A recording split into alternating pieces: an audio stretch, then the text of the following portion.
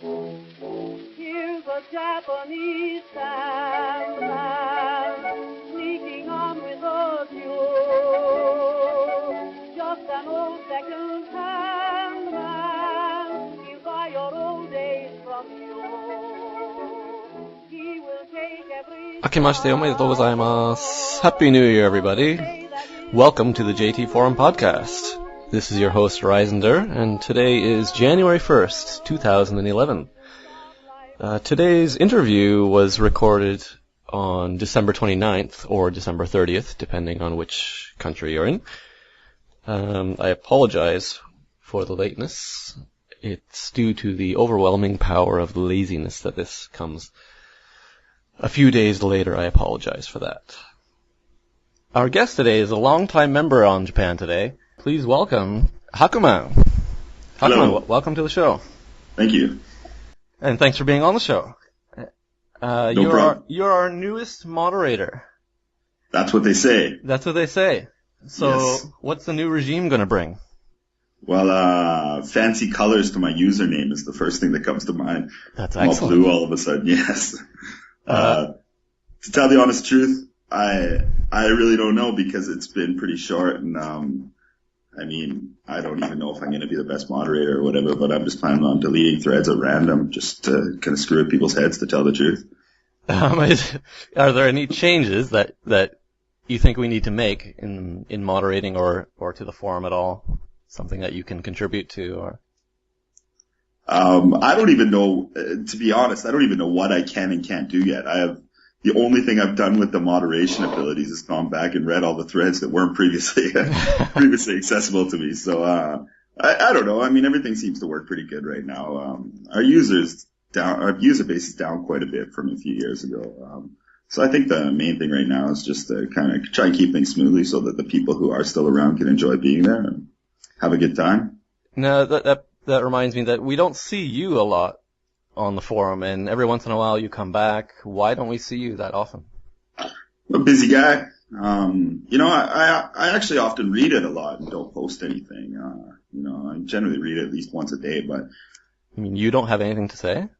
Well, I've always got something to say. Exactly.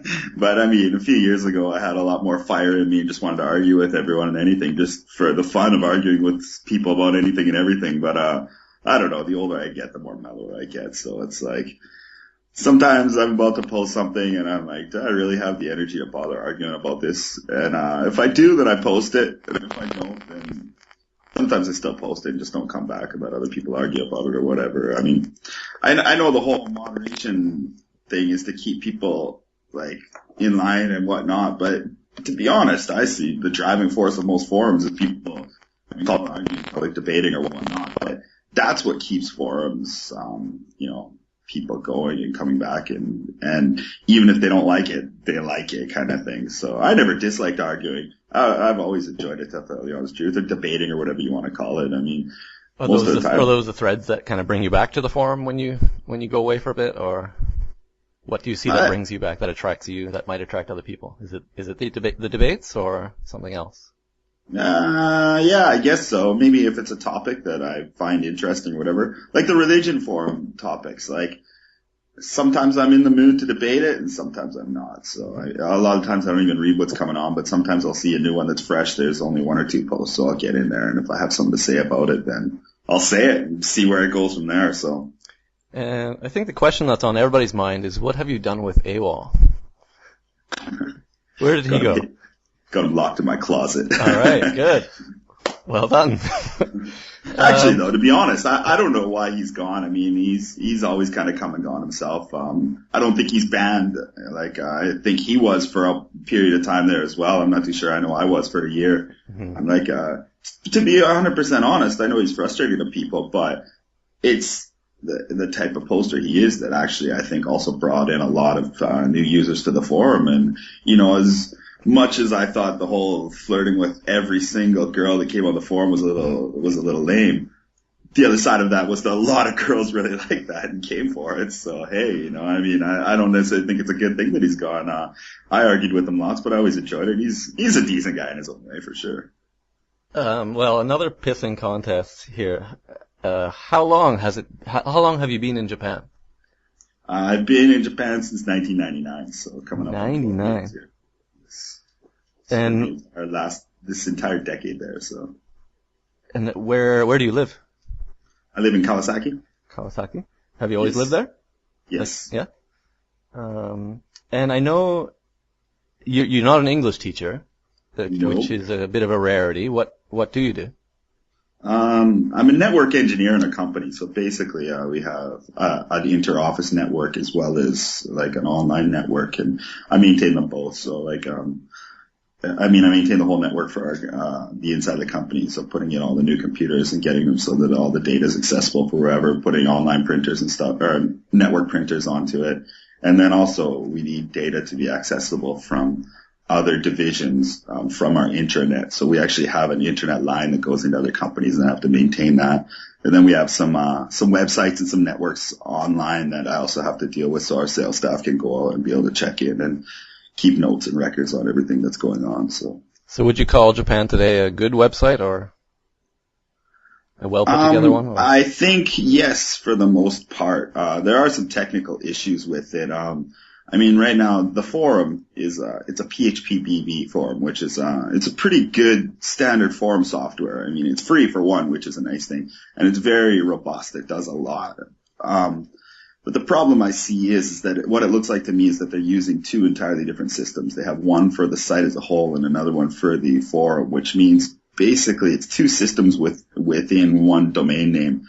And so you can't really link them together very well. It generally works better for a site like this if, like, for example, you can have one username that goes through the whole site, through the whole system, so that people can go to different areas and not have to re-sign in, and everything can be linked back to that one account name. So, but that's about the only real negative thing about it. I think the actual website itself is done pretty well overall, and I mean, it gets a lot of traffic, the main website, and holds up quite well. And so I think it's pretty good overall. About your job, how is it that you found that kind of work? Like, did you start with English teaching, or? I did, just for like only about 8 months. And then I moved into a different job that was doing much the same thing, but I was just assisting basically. So how did you make that transition? How did you get Well, away I studied from this at English university. I mean, it's what I know. It's I'm a computer geek by trade. So, So I had the qualifications, and just after coming and teaching for a little while, I managed to find someone who was willing to hire me with those qualifications, even though I didn't really speak Japanese at the time. And then I spent a few years after that learning Japanese, and then once I got to a point where I was feeling pretty comfortable, I went and found a company that would hire me as the main guy rather than as an assistant. So I'm wondering if you have any kind of advice for people just starting out, or even the long-termers in Japan. If some people want to get out of English teaching, what would you recommend to them to do? Well, that's a tricky one. I mean, to some degree, I want to say Japanese, but Japanese alone won't really get you a job. It'll get you a translating job, but it won't get you much of other job. You need a skill set plus Japanese. But the other converse side of that is that some skill sets don't actually even require Japanese. So Japanese can help, although it's not the final ends to it. It's just it'll open up a lot more possibilities if you get a good solid base of Japanese going. But how did you get a job? Like, how do you get an interview? Did you just interview with minimal Japanese skills? How did that work? My first job that I got, after teaching, to tell the honest truth, it was just luck. I was just applying for a bunch of stuff, and I just happened to find someone who was willing to hire me without Japanese experience. I didn't make a lot of money at that time. It was, I wasn't the main guy either, which is why. So it was tight times, but I was doing it more for the experience, to get some experience to put on my resume, be able to find another job. And it was a good experience. I stayed there for 4 years. So. Do you feel any difference? Do you feel that you're treated differently because you have a non-English teaching job? You feel by treated who? By both, I guess, by foreigners and by Japanese alike. Especially the Japanese, I guess I would say. It's hard to say. I mean, when I first, for a period of time, it was a point of pride for me. It's like, yeah, I'm not teaching, but I never really looked down on people who were teaching because, teaching, it's all work. I don't really care what you're doing. If you're working and making your money, then that's to be respected, right, in and of itself. a lot of people look down on English teaching, but I don't really buy into that. People are out there, they're working, a lot of people are supporting families on that, and that's a big thing, right? But you don't feel any difference? Like when you tell Japanese people, oh, I do this, do they have some additional respect for you or surprise or It's hard to say because usually I'm talking Japanese to people when I meet them, and they're usually more focused on, oh, your Japanese is good, than on what I actually do. And, I've been here for 11 years and I study Japanese pretty hard and I speak pretty decent Japanese. So it's, that usually throws people off. And so when I'm talking about work, they're more just like, oh, you work at a company. Wow, you speak good Japanese. It kind of goes like that. So. Yeah, I guess it kind of follows that if you speak Japanese really well, then having an average. I don't know how really well it is. As you say, it's all a pissing contest, right? Yeah, I met many people who speak much better Japanese than I do. Do you avoid, I know some people when they live there for a long time and meeting people that are going to leave within a year is kind of not worth it. But do you generally avoid other foreigners or like foreign English teachers or anything like that? Not at all. I'm a pretty open guy to meeting new people. But I guess I'm kind of turning Japanese in the way that I'm willing to meet someone and be friendly and have a really good time with them for a night, but rarely do I bother getting their phone number to go and hang out with them at some point in the future. It's like you say, if someone's only here for a year, then I went through that my first couple of years here, having friends who would come, they'd stay for a year, we'd be really good friends, and then they'd go and I'd never see them again, and it was a bit of an emotional burden on me. So I choose my friends. Well, actually, I don't know. My friends that I have now, we've been friends for 5, 6, 7 years, all of us. So it's hard to be friends with people. More foreign friends or more Japanese friends, would you say? More foreign friends. I don't have a lot of Japanese friends, in all honesty. Okay. And about Kawasaki, I was wondering if you could tell us something about Kawasaki. If you could tell us maybe, first tell us what is the lamest thing or the most touristy thing that people do when they go to Kawasaki or that area?